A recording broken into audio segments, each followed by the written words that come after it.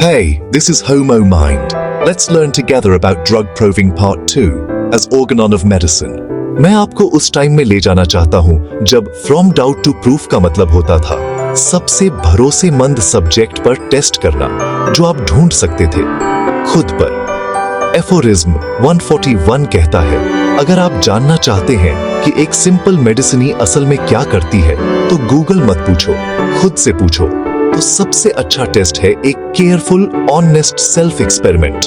हाँ, सस्ता और हमेशा उपलब्ध एक हेल्दी कॉन्शियस फिजिशियन द्वारा, यानी आप जब चाय नहीं गिरी हो।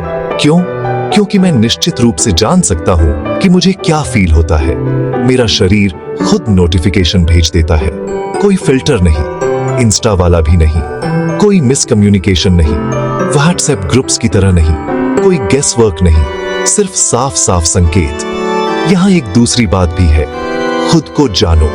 जब मैं अपनी खुद की सेंसेशंस पर ध्यान देता हूं कि मैं कैसे सोचता और महसूस करता हूं, मैं सिर्फ मेडिसिन ही नहीं सीखता, मैं ऑब्जर्वर को ट्रेन करता हूं। मैं छोटे छोटे बदलावों को नोटिस करने में बेहतर हो जाता हूं, वो छोटे छोटे सिग्नल जो मैं दूसरों में मिस कर जाता, और मैं मेडिसिन के कोर स्किल ऑब्जर्वेशन को शार्प करता हूं।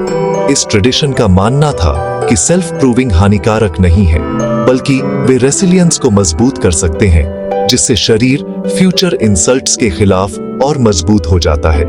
बार बार कंट्रोल्ड चैलेंजेस को सिस्टम के लिए ड्रिल के तौर पर देखा जाता था। लेकिन एक प्रॉब्लम है जिसे एफोरिज्म 142 मानता है।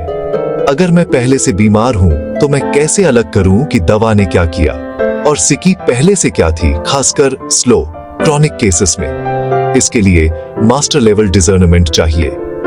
नए लक्षण जो पहले कभी नहीं दिखे, वे शायद दवा से जुड़े हैं। अब एक बोल्ड लीप एफोरिज्म 143 दावा करता है, अगर हेल्दी लोगों पर पर्याप्त सिंपल मेडिसिनें टेस्ट की जाती हैं और हर इफेक्ट को ईमानदारी से रिकॉर्ड किया जाता है, तो आपको आखिर में एक ट्रू मटीरिया मेडिका, एक नेचुरल फार्माकोपोया मिलती है। हर दवा आर्टिफिशियल डिजीज स्टेट्स का एक मैप बन जाती है जो असली वालों का आईना होती है, और टारगेटेड थेरेपी के लिए एक लाइक क्योर लाइक रास्ता ऑफर करती है। लेकिन सिर्फ तभी जब ऑब्जर्वेशंस प्योर हों, आउटसोर्स किए गए स्लोपी एक्सपेरिमेंट्स, वहीं से एम्बिग्विटी घुस जाती है, और इसके साथ पेशेंट्स के लिए रिस्क।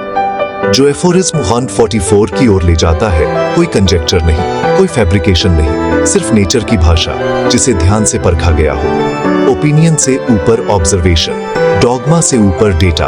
और एफोरिज्म 145 की एम्बिशन है सटीक रूप से झात इफेक्ट्स की एक विशाल लाइब्रेरी बनाना, ताकि लगभग हर सिकी के लिए एक सूटेबल एनालॉग हो।